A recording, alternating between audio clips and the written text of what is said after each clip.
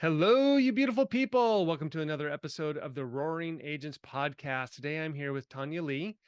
In October of 2021, she got her license, moved to Alabama where she had no sphere of influence, and she's closed 80 transactions already.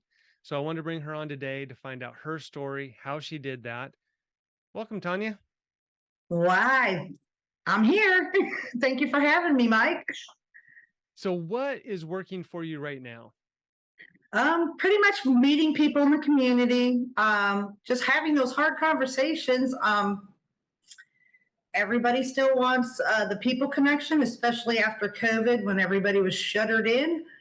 And that's what I give. I'm a very good people person. So I meet with everybody. I talk. I don't care where I'm at, restaurant, the store, the gym. It doesn't matter where you're at. Just talk. I love that. Okay, so what got you to get your license? Did you get it before you moved? After you moved? After I moved, it's a funny story. If you have a husband or a wife or a spouse, you might understand this. My husband just pulled up on me one day and he goes, "You know what you'll be good at?" Okay, what? He says, "I think you should do real estate. I think you'd be really good at that." And my first response was, "Why would I want to do that? I don't like people." I do. I'm a nurturer, but I'm always smart alecky to my husband. And within a half hour, I was signing up for real estate classes online. And he's like, "What are you doing now?" I said, "Signing up for real estate." And here I am today. Oh my goodness. That was the easiest talking someone into real estate I've ever heard. Well, my brain got working. I'm like, this may work. And then after, go ahead. So you're going through your license. What did you think your path was going to be that you would get started? Well, when I was going for my license, I had no clue, absolutely none. I didn't start figuring it out a little bit until after I got my license and listening to videos with our company and trying to take that learning path to get more education because I had no clue. That's where I started getting the idea, sphere of influence, sphere of influence. Well, I don't have any. So what am I going to do? So I just put my head into the game and figured out, okay, how am I going to meet people to make this work for me? And that's what I did. Okay, so day one, what did you do? Day one, I think I just onboarded with eXp Realty and was trying to figure that whole thing out. Once I got onboarded, I was still kind of confused. Then I heard about our world that has the university, and I'm like, that's the place to start. So I went in there, figured out how to operate that system, and eXp offers tons of courses and training and education, and then people I could reach out to. So I did that for like the first 2 to 3 weeks after getting my license, just trying to figure out how the business worked, how to get started. And I just implemented everything I learned. So you took it and implemented. That's the key. Is a lot of people do not execute. They learn and learn and learn, and don't execute. Where did you get your first client? My first client, our broker set me up with Op City. I did a $7,500 transaction for a piece of land on Op City. From there, it snowballed. That's from his referrals on, it just kept going. And then I was marketing myself in town, just having those conversations. I always wear a name tag. I've done that since day one also. So you don't know me, you're going to know me when I'm done. How big is the town you're in? Gadsden has about 33,000 people, if you include the little suburbs around us too. And do you work outside of that area? In the beginning, I couldn't get my feet wet in Gadsden, so I pretty much drove wherever I had to go just to make connections. And what about now? I've honed more into Gadsden. I try to stay within an hour radius. It's working out pretty well. So when you say everyone, you're going to make sure they know who you are. So there's this 3-foot rule, which is if someone's within 3 feet, they're going to know who I am. That's one theory. Do you follow that theory? I do. if you're sitting at a restaurant, and I'm going to throw out some of my tips that's gotten me to where I'm at today. If I'm sitting at a restaurant, every waitress or waiter is going to ask you at the end of your meal, is there anything else I can get you? Me and my bubbly personality? Yes, there is. I need 3 names before I leave this building that may be thinking of a move in the next 60 days. I usually get 1, sometimes 2. Wow. I've never heard anyone. Did you come up with that one on your own? Um, kind of, sort of, but if you follow Jenny Williams, which I met her in February of 2022, so I was already implemented this just for my own brain working. She actually teaches that part to ask at least 10 people that question. And I'm like, I'm already doing it. Let's state the question again. My question is, who do you know in the next 60 days that may be thinking of a move? Or if I'm at a restaurant, I'll tell them, go find me somebody, and they'll bring me back one with their phone number. So when you get that number, you go home, you call that person. They may not be really ready to move, but if you follow up with that same question to every phone call you make, you build your database quickly. How big is your database right now? It's over, I think I'm getting closer to the 2,000 mark. So I went from 0 to 2,000. 0 to 2,000 in 2 years. I think I just got the podcast headline there. That's amazing. Not most, but there's a lot of people who are not confident to go up and ask people, get that. Yeah, sorry, I'm kind of beating around the bush. Just people are nervous to do that. What is going through your head because I want them to be able to model you. Sorry, it took me like 30 seconds to put this together. I want people to be able to model what you're doing and understand what's going through your head. So when you see a random person and you're going to go up and speak to them, what's going through your head? I'm going to go back to the early days because this may resonate with more people, because in my early days, I was very much of an introvert. I'm not a person I love people, but I wasn't the conversation starter person. Okay. So in my early days, is a little bit harder, but I got it in my head. You're going to do this because that's the only way you're going to meet people to make this work. Otherwise, you do all this for nothing. So my first conversations in the early ages of back in October 2021 and probably into I still do the conversations, but I'm going to say the very early stages, I probably shook, sweated, but you're going to do this. So I just, hey, and I find something to talk about, not real estate, but say I like their blouse or the way their hair is cut or their pair of shoes, or just talk about the weather. It was a conversation starter. And because I wear my name tag, they realize I'm an agent, and most of the time they would have a market question. And I kind of learned the market in the beginning because that's all I had time for, was to learn. So when I got asked those questions, I could spontaneously go, this is what's happening today. And so then it just snowballed. And now I'm more confident today of having those conversations.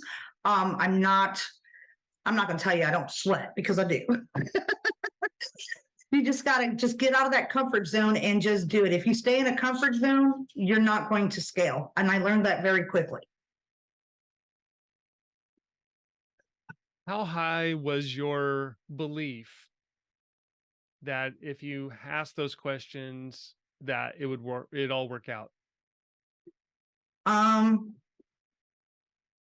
wasn't confident at all in the beginning, but I figured, let's give it a shot. That's all I had. I was like, it's going to work or it's not going to work. If it doesn't work, because my brain's always working, trying to think outside of the box to figure out, okay, this is what I want. How am I getting there? So I just think outside the box. And if that didn't work, then I move on to something else. I figure out something else, but that did work for me. So I still use it to this day. So it sounds like you really said, look, I've done these things. I am going to do the next steps. And it's going to work or it's not. And I will adjust. Right. So you were an introvert. still probably are an introvert, but you figured out the system to put yourself out there, right? Yes, kind of like this podcast. I love it. I love that so much. Because I think because you said that and you said you're semi-joking, but I think for introverts it's true. It's not that they don't like people, it's they're unsure of people. Correct. And so we keep people at a distance until we know they're okay, and then we Correct. let them into our world. And that's what I think a lot of introverts are. Yes, you're absolutely correct. Because that's me. I'm like, is it safe? Is it not? I can see that now. Where in the beginning, I didn't understand why I was so into myself. But it is that it's like a safety mechanism. If you get out, and that goes for anything, not just being an introvert. If you get outside that comfort zone, yeah, it may hurt for a minute. I don't know about hurt, but you know what I mean. Getting out might be scary. But if you can just put that foot forward and just swallow everything that's trying to keep you back, you're gonna soar forward. Where have you done this before in your life? Push through. I used to drive a semi for 25 years, and everybody told me in the beginning I couldn't do it. And I said, I will learn, I will figure it out. I ain't gonna lie, I failed the test 3 times trying to learn to drive a semi. And then the 4th time I said, let's do this, we got this. And somebody actually took their time and said, come on, I'll teach you. And pretty much showed me the ropes, and boom, I was there. I did it for 25 years. That's a really good job for an introvert. That's me though. If I get something in my head, I'm going to either make it or break it, and I'm going to try to make it, because I don't like being told no, that you can't. I don't like the word I can't. You tell me I can't, I'm going to. Little oppositional defiant there, huh? Yeah, but it works for me. It works. It absolutely works. Defiance in a good way, in a positive way, not a bad way. So you've got a miraculous story, but I'm assuming it's not all sunshine and rainbows on the growth. Were there some stumbling blocks, some moments where you had some trouble, or was it just all sunshine and rainbows? I don't know if it's all sunshine and rainbows, but I take it as stepping blocks. Most people don't know unless they know me personally here, but this year here has been very challenging for me. I lost a grandbaby and a parent, and that was really rough. But instead of dealing with what I had to deal with them, I instead internalized it into my business, which made it grow faster. And then I had to take a step back because I had to deal with that grief. But I figured out some of the systems I was doing while I was going through that denial stage, and I'm still implementing that today, which is still exponentiating my growth. I'm sorry you went through that. It's did you have any resistance from anybody in the beginning? Did you have any agents? Because I've heard this in small towns, is like, there's agents and cliques and whatever. Did you face any of that? I still do. Once you start, I know I tried to get a listing here in my hometown 3 days as an agent. And I did, and I'm not going to name names, obviously, but I did have a broker, a local broker, call this person because somehow it got back to them. You don't want her. She's only got her license for 3 days. That kind of stung, and I didn't understand why somebody would do that, because I really never told anybody I was new. I had to portray that confidence, because if I didn't, I wasn't going to go anywhere. So I never told anybody I was new, but I never lied about it. I've had one person in a year and a half ask me, how much experience do you have? And that's after I've already closed all these transactions. And I pretty much said, you're not going to like my answer. I've only been in business for a year and 3 months. But I have done this to date. I do have a support system behind me. I've got a wonderful broker I can call at any moment. Hey, I've got this issue. So I have a great support system behind me. So if I run into an issue that I'm not sure of, I can resonate back to other agents or a coach or my broker, or I just have that support system. I don't even remember the question now, dear. All good. I forgot too. I do that where I start thinking. Oh, we were talking about the cliques in the small town. So I dealt with it. Yes, I dealt with that in the beginning, and I still deal with that now that I have scaled to the level that I'm at. I want to go higher, of course, but for a first year agent that's moving into the second year, I have scaled really high compared to some of the agents that have been doing it for a while.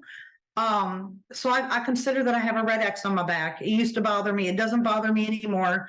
I'm like, just come to me. I'm a collaborator. I'm not a competition person. Let's collaborate. Let's figure out what you can do to get your business to get moving. There's no reason to sit still, but you must implement at all times. If you're not willing to implement, you're going to sit still. I would love you to say that again. Implement. Mhm. If you're not going to implement what you are learning or what you're hearing, you are not going to move forward. You must implement at all times. And if it doesn't work for you, throw it away and start over. It's not like you have to take what I do, the exact way I do it, mold it and make it for you. You can take whatever I do or somebody else does and change it to fit your personality, your way of working, and make it work. You don't have to use it. You can do whatever you want with it. But if you don't implement it or try it, you're not going to move. And I learned that early on. What I find with a lot of newer agents that just walk into the business, they're unsure of what they want to do, is they go learn. They go into the EXP University because there's so many classes.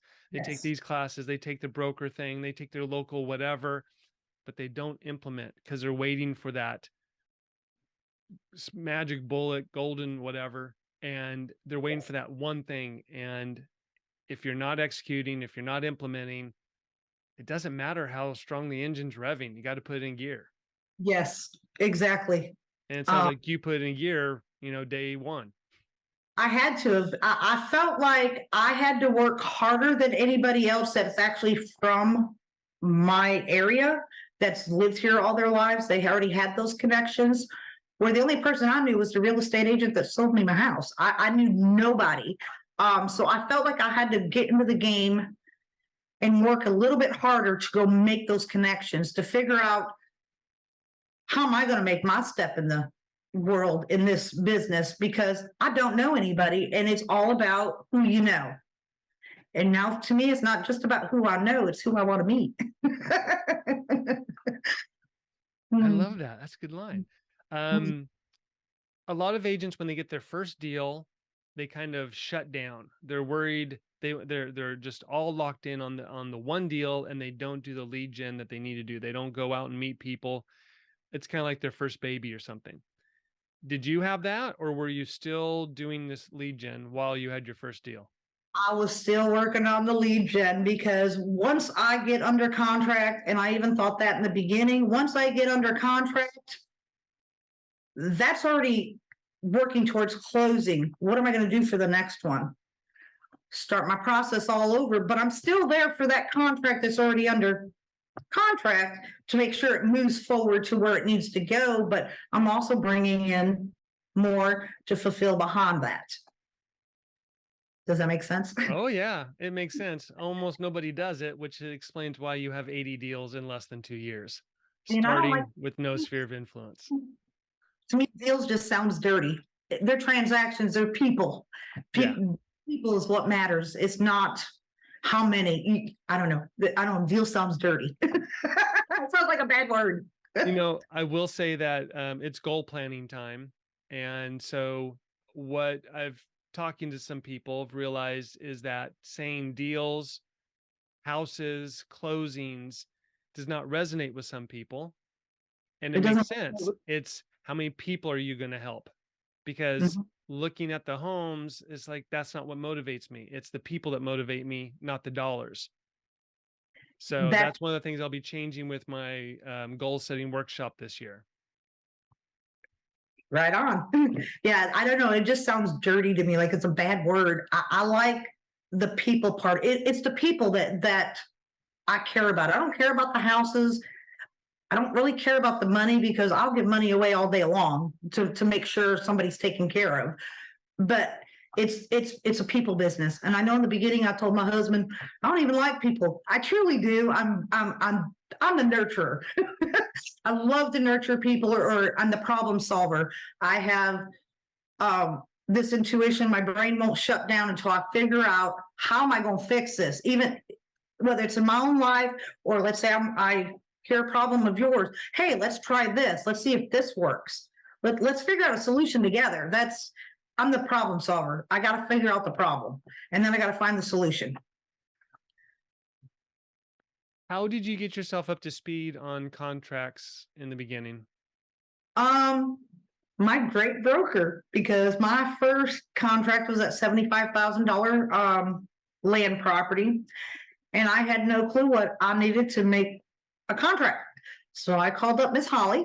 She is my broker, wonderful broker. And I'm like, okay, Holly, I have this going on. What do I need to do? And what paperwork goes with this? So she pretty much went over the paperwork. I filled it out. I got it all sent in. I did what I needed to do. And then boom, we were under contract. And I think I had to do that twice because land is a little different than house. So I had to do that twice, but I'm a quick learner. I'm fast paced. I pick up everything. I'm like a sponge. I take it all in and I learn quick. What has changed about your business in the last, where's your business in the last 3 months versus the beginning, as far as meeting new people and nurturing the ones you have? I mean, 2,000 person database is really big. How much effort are you putting into that nurturing? I nurture on a daily basis. Me, I'm more of a personal person. So I did a poll a while back about how many emails do you have from other realtors? Because I don't want to be that realtor. I don't want to get put in a bank and, oh, another realtor, click, you're gone. So I wanted to be different. So I have more of a personal touch. So I'll follow up with, hey, it's a Friday. Here's a $5 gift card. Go have a coffee on me. Hey, do you want to go out to lunch? I just enjoy that kind of people, and I send letters all the time. I love letters. Like what? What's on the letters? Just say, hey, how's it going? Haven't talked to you in a while. How you liking the new house? Are you having any issues that we can address together? Because usually if I'm doing the buying side, I'm always requesting a home warranty. So I always get that coverage. So I want to make sure that if they have issues in that first year, we're using that home warranty that's already paid for them. So I check in like I try to do it like every other month when they're already in their home, just to make sure they're getting what they need. So 2,000 people, that's hard to have that many lunches and whatever. How else are you reaching out to them? Phone calls. Sorry about that. My dad just walked through. Phone calls. We do kind of get together quite often. Sometimes we'll have like a little event, like, hey, let's have a get together, whether it's a barbecue or let's just have a sit down. We do.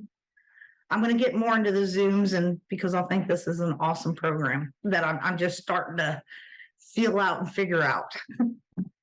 So 80 deals is a lot of work to manage. Is this all by yourself? Do you have a transaction coordinator? Do you have a virtual? Do you have any support? It's all me. It's you. all. Yep, I do it all. I tried using an assistant, and it'll probably get out there, but it's okay. I tried using assistants. I'm more of a hands-on person. I want everything right. I don't want my clients to ever fret, and I don't want to fret about money at the end or something not being done and I get fined. I've had those issues with assistants before, so I'm like, no, I need to do this myself. Eventually I'll find the right one. I just don't have that connection yet. So I do everything myself, and it's done as quickly as I can get it done. Have you looked at a virtual TC that only deals with the transaction? I have. I'm not ready to divulge all that to one person yet. If I'm going to look at a TC, there's other areas that I want taken care of, not just that. So I want to find somebody that's multitasking so that I can move some of the side of the business that they can handle, that they can't do, that I can, to them. But until I get to that person, I will probably still do it myself. If you were to free up that time, do you think you'd close more deals, Um, more homes, help more Prob- people? Sorry, I Possibly. said deals. I know I hate that word. It's a bad word. Sorry. Possibly. Sometimes I feel like I get caught up in trying to make those connections that sometimes my paperwork gets a little late. But it gets there, but it's a little late, where I think I need to be more timely. What has this summer been like for you? Has real estate changed in your city over the summer? It has. I'm still doing well, but I'm still making those connections. So we see a change. We see where everything has slowed down, but our market is still very dry and there's not enough inventory. Like in my specific area right now, I just did a whole oh my goodness, analysis. We are still only like at 2.15, I believe it was. I'm trying to go off of memory. 2.15 months of inventory. So there's still not enough houses. And to get people to bring their homes, it's harder, but we're managing. We're managing. How many agents are in your area, do you think, that really work your city?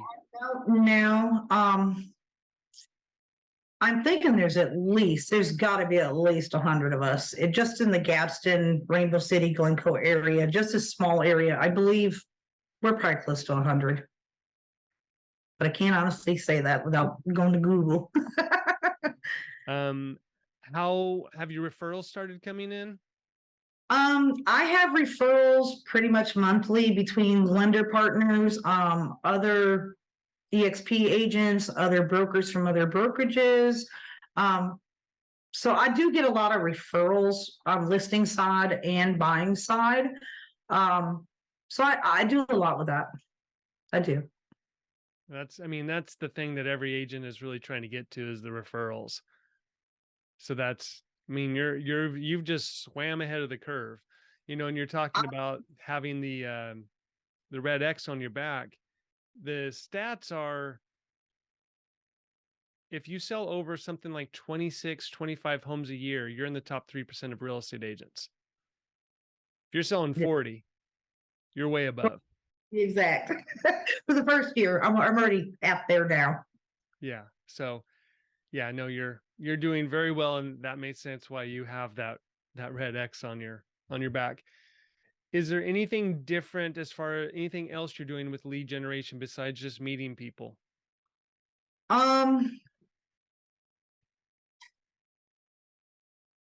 think I can't even speak now. The majority of my business comes from me meeting people and just being a domino effect between the phone calls from the name and number that I got from my good old question. What 3 people do you know?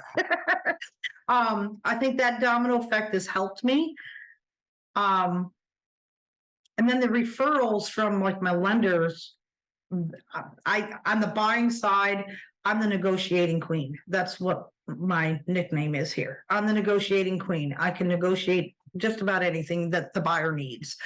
So I do have a great referral network with some of my lenders here, because of the way I work and the way I handle my clients.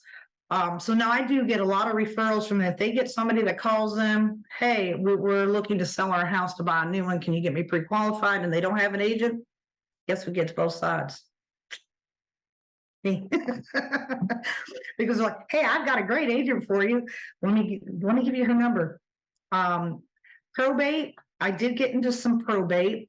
And I tried for like 8 months trying to get into that niche just because I know it's a big niche here. It took me 8 months and I didn't think I was going to get my feet wet. Well, I did take care of a client that was a referral from another one of our EXP agents out of the area. And her house was actually a probate house. So the probate attorney that I worked on that house with to get it closed, I didn't realize how much of an impression I made on them. But 2 days after we closed that house, he called me up with 9 referrals of his clients to take care of. Wow. So now I'm in that little niche. And then I was always told you can't get into the FDIC listings or the foreclosure listings until you're like 5 years in. No, not true. Tanya's there. I just did my first FDIC listing. We were supposed to close it today. I don't know what's happening with that, but got my first one. We're just going places. Wow. So That's you know. fantastic. So you said you're a negotiating queen. What are some tips and methods that you use to win negotiation? Let's go on to the contract. Usually the lender will tell me, hey, this contract's only going to work if we can get this amount in closing costs. No problem. I get it. Sometimes I'm told no, but I usually end up getting it. Maybe not the full amount that they're entitled to, or I don't know if it's an entitlement, but that they can claim. But I get enough usually to get them where they have their closing costs paid. There's still enough for a buy down so that their interest rate is lower than what they started with. So that frees up some of their debt to income ratios. I just did one recently. The client loved this house and he had a specific loan. And in our area, it's not usually known to use them. It's a USDA loan, so our area is not considered a USDA loan area. So we did find him a house. Well, we find out we got AC issues or HVAC issues, and we have a septic issue. By the time it was all said and done, we had a new HVAC system put in place, new septic system put in place, and the price never went up, and all of his closing costs paid. How do you think you get that done though? I'm a negotiator. I can't give all those tips out. I just do what I do. I'm good at it. I just do it. I've never been told no. And when I am told no, I'm like, hey, if we don't get this, then we can't go any further. So I usually get what we need and then some. Good. I don't know. I'm the negotiating queen. So when you get the referral, sorry, I see that's why I had to get the water. When you get the referral from the waiter, when you ask your question, what's that conversation when you call that next person that they gave you? That the referral gave me. The waiter gives you a name. Okay. What's the conversation when you call that person they gave you? Hey, this is Tonya Lee with EXP. And I don't know, we just go off scan. And they're like, hey, and I'm like, hey, you want to go for a coffee or something?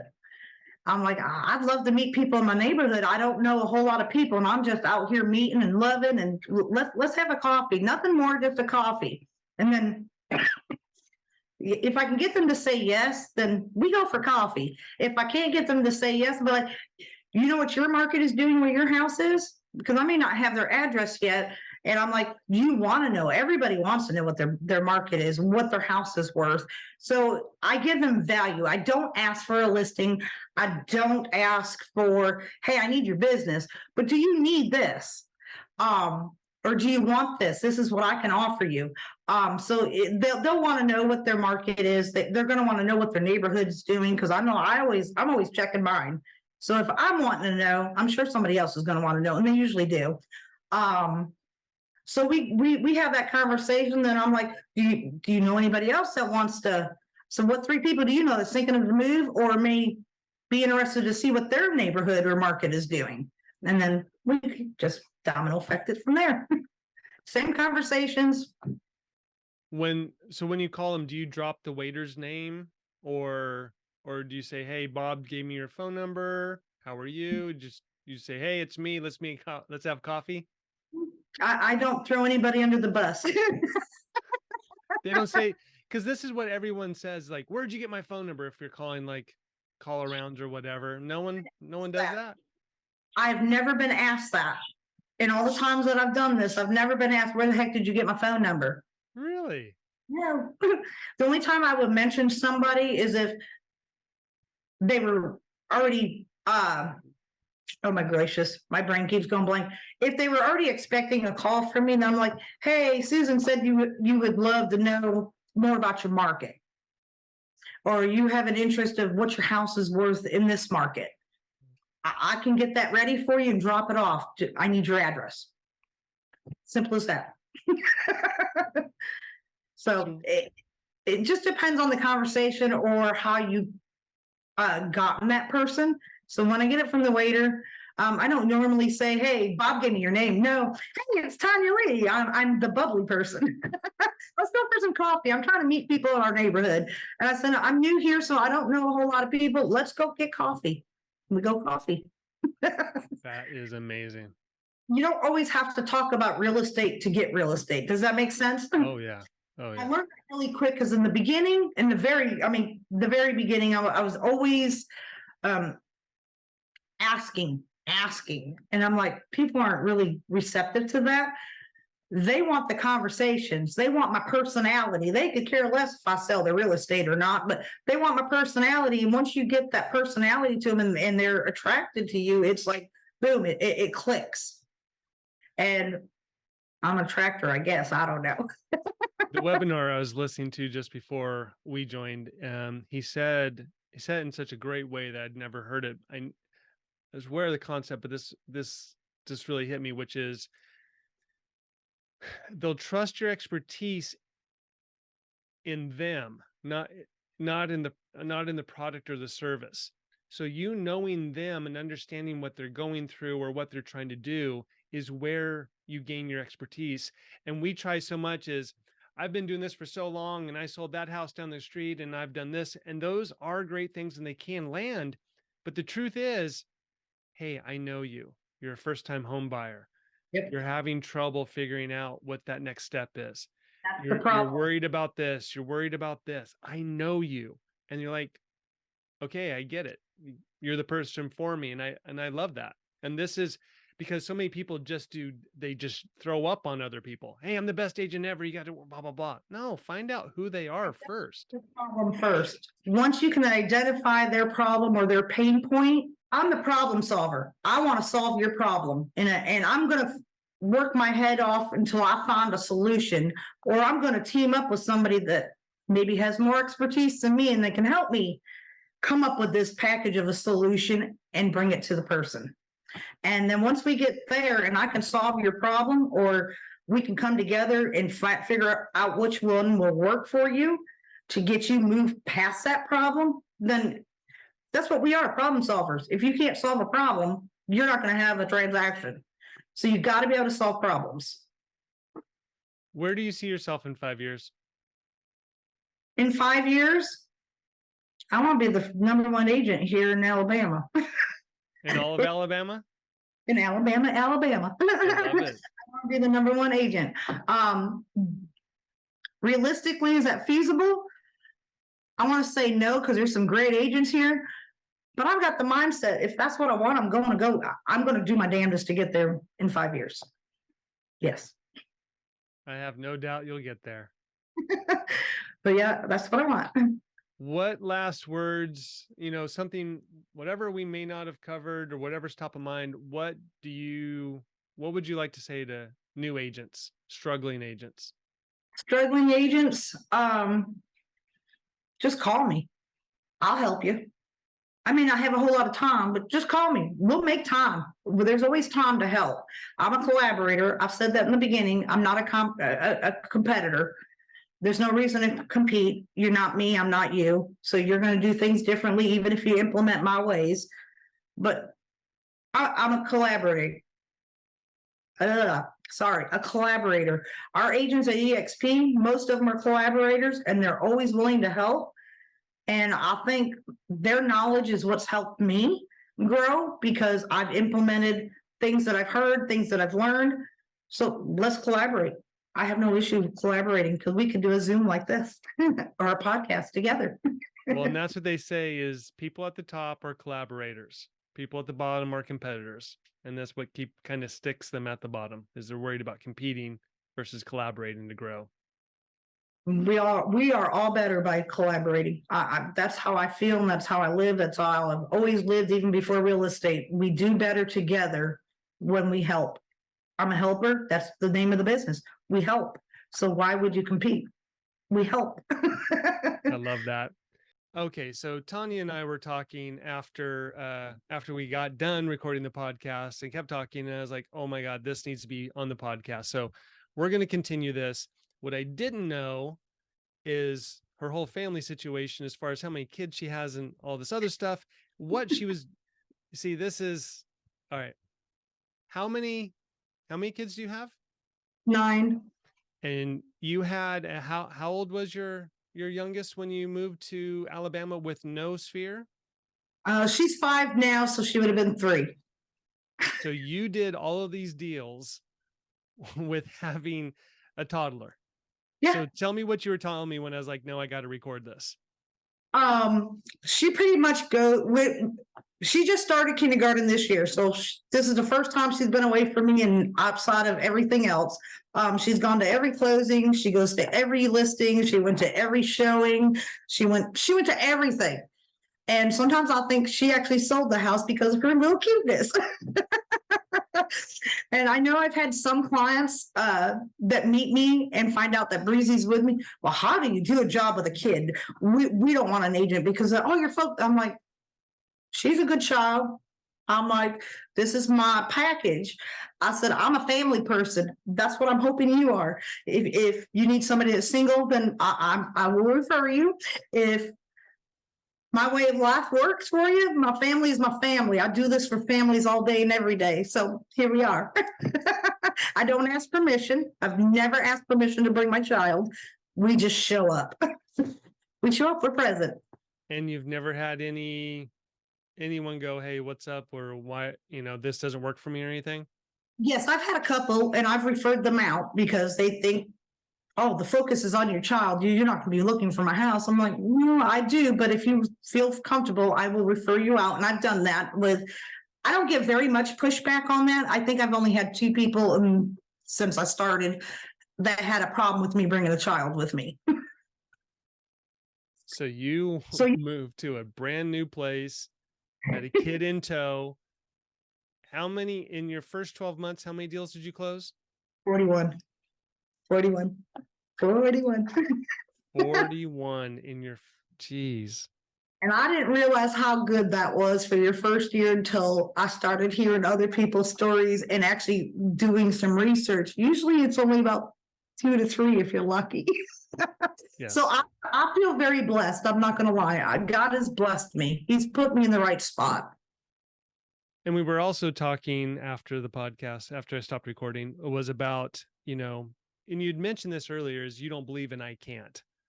Mm-hmm. And you were talking about how you've instilled that in your kids. Mm-hmm. That I can't, that not buying into I can't and not buying into the excuses. Do you ever want to kind of accept the excuse so you don't have to do something? Or is it always, nope, I'm going to do it? I ain't gonna lie. There's days it's like, why did I get myself into this? I don't want to do it. And then I'm like, what is wrong with you? You're already doing it. So just push through it and get over it. And so that's what I do. I end up pushing through it. And I may take a couple days because I'm in my feelings and in my head. And that's going to be normal, everyone. Don't think that I'm some superhuman, because I'm not. I get into my feelings. I get into my head. And think, okay, I'm done with this. This is too hard. When it's hard, that's when you push the hardest, and you will keep going. You just push through it. Now, if you get knocked down, you're only going to go down so far. The only option is to come back up. So just keep going. I can't is not a excuse to me. I can't means nothing to me. I won't accept it.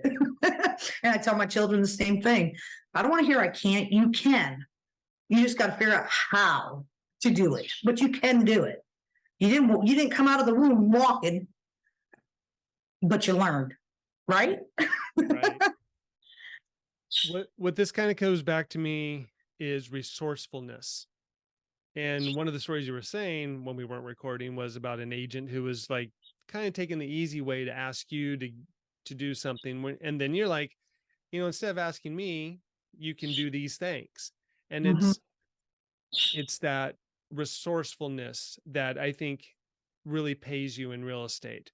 Figuring Yeah. out the handyman, figuring out the lender, figuring out the program, figuring out, the verbiage or whatever, and not giving up. We had this crazy one where one of my agents, the appraisal came in short. He called Mm. the listing agent, said, "Hey, appraisal came in short." And they're like, "All right, well, send me a cancellation." Like, what? You're not going to talk to your seller? My seller would never do that. So he came to me. He's like, "What should I do?" I was like, send the addendum. Just make them physically sign it and say they're not going to do it instead of just letting an agent tell you. He got it signed in 10 minutes after he sent it over. Somehow the agent just didn't want to have the conversation. And this is like the lowest level of resourcefulness, but to not Yes. even bother to ask or try to keep the deal together, the agent was willing to kill it. I know you said that you didn't have the best childhood. Some people have the bad childhoods and they don't come out of it the same way you did. Do you have that I can't, nixing that out? Is that self-talk in your head that's really strong and says, I'm going to do it, I'm going to push through? Do you have a strong internal self-talk that keeps you going in bad times? I think I have that strong internal talk. It keeps me. I don't know where I get the internal clock from, but I do. It just keeps me moving forward. If I feel or I hear I can't, well, that makes my drive stronger. I'm going to, if that's what I want, I'm going to figure out a way to get there. I may not get there tomorrow. I may not get there in 5 years, but I'm going to figure it out. It's a problem. I'm a problem solver. So, and because I'm the big psychology mindset guy, I'm trying to break this down for other people. And what this comes back to is identity. Mm-hmm. And your identity is, you've said this over and over throughout the podcast, I'm a problem solver. Yes. And so a problem solver is going to attack problems. Right. If I call myself a fighter, I'm going to be looking for fights. If I'm a painter, I'm going to be looking for places to paint. You know what I mean? Is so for anyone who's having trouble, like, and we talked about some other stuff offline, but whatever, if you're having trouble, if you're scared, if whatever, this is why I tell people, you have to look at your identity. Your identity, like we were talking about vulnerability and keeping people at a distance. Mm-hmm. But there's part of your identity that wants to help people and connect with them, whatever. And so that identity took over that introversion side of it. So it's looking at your identity to use it to put you in a position to go do what you want, not to allow you to hold yourself back. Correct. And I think that's what a lot of people are doing is like, I'm so scared of offending people or bothering them that I won't do what Tonya does, which is call people out of the blue or ask them these questions. So your thing is, I want to help enough people, so I'm going to ask the questions. Is that right, Tonya? I've learned this from Tim Davis. I've got a big ask. So big, I need 2 chairs to sit down. Ask. The ASK word. I learned that from Tim Davis, and I do. I have a big ask. I want to help you. So what is your issues? Where do you need to go tomorrow? Or where do you want to be? How are you going to get there? What do you need to do to get there? Oh, you don't know? Okay, let's figure it out. I always have a big ask. So I love that from Tim Davis. It was just amazing. It just fits me. I was like, he's my person. So for you, it's against your identity and your drive not to go and ask the people to help them, right? Yes.